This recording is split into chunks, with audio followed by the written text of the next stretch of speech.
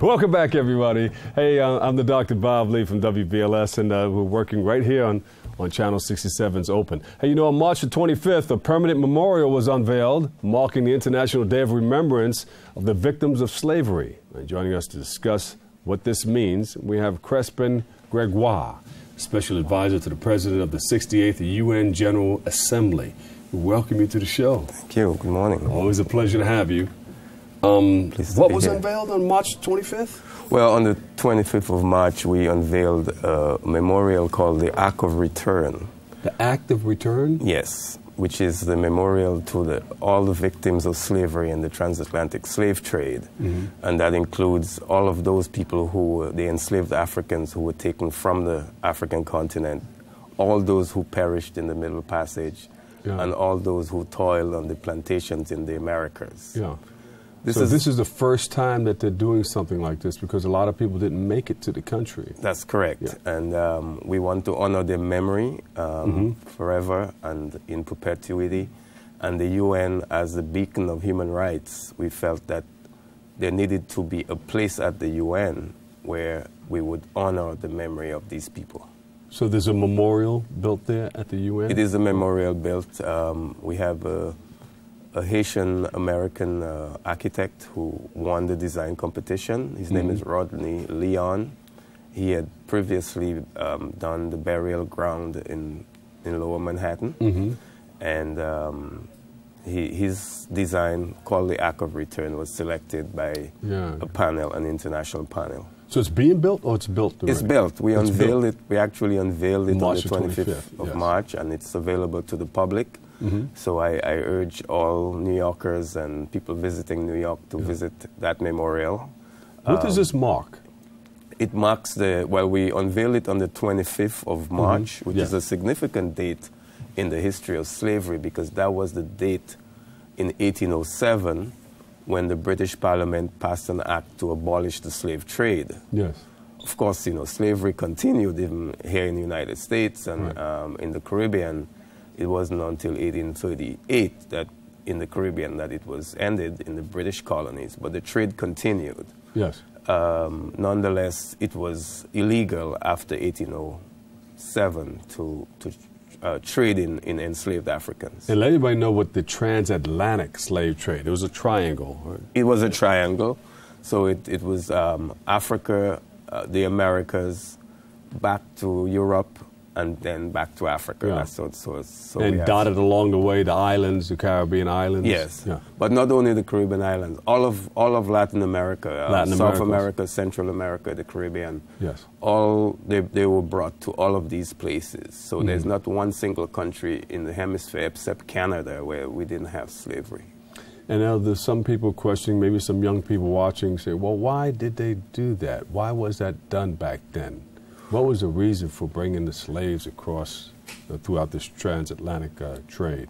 Well, it was purely to make money, but it was a crime against humanity to take people against their will, subject them to centuries of oppression. And today what we have is the legacy of that period, which is institutional racism, which has continued up to this day. More than 200 years after the abolition of the slave trade, we still have the legacy of racism and problems associated with skin color. Right. Yeah. What do you hope they would learn when they come down to the UN to see or visit this memorial? They will see a slave ship and how people were packed in the hold of the ships. They will see that never again should man be so inhuman to man, and they will recognize that the UN finally has opened up the world to say never again should this happen, never again should we have such crime against humanity. On March the 25th, was there a great apology when this was? Well, March 25th is now, the UN has named it the International Day of Remembrance of the Victims of Slavery. And every year, starting in 2007 and going forward, the UN recognizes that day as the day of remembrance of the victims. And we have a series of activities in commemoration of that day. And it's done not only in New York, but internationally. Oh, good. Yes. What are some of the activities? We have a student video conference where students in different parts of the world connect by video link to discuss the transatlantic slave trade and slavery itself. We usually have some cultural event showcasing the music and the cuisine of Africa and the Caribbean and South America, Central America.